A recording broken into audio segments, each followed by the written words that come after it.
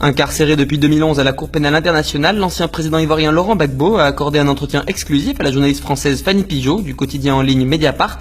Un entretien dans lequel il se montre combatif. « Je ne suis pas en prison, je suis otage », estime-t-il. « Je suis là pour permettre à Ouattara d'être à la présidence », poursuit-il, notant que cette situation permet à l'État français de continuer à avoir la main mise sur la Côte d'Ivoire.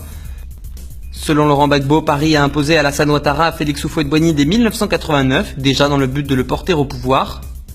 Commentant les difficultés économiques actuelles de son pays, Laurent Gbagbo s'étonne que l'exécutif ait eu besoin de s'endetter pour faire face aux dépenses ordinaires de l'État.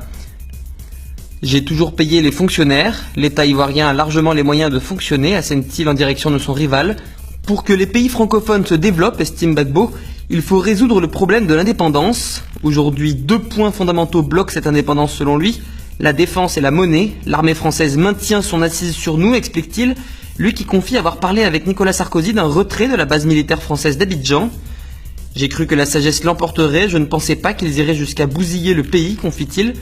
Il rapporte également avoir songé à sortir de la zone franc CFA. Mais il ne fallait pas faire sortir la Côte d'Ivoire seule, sinon on se serait fait attaquer aux frontières.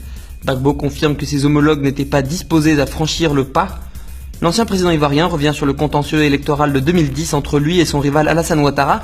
« J'ai compris que Sarkozy voulait utiliser les élections comme prétexte », dénonce M. Gbagbo, évoquant les pressions faites pour que l'entreprise française Sagem assure l'organisation technique du vote.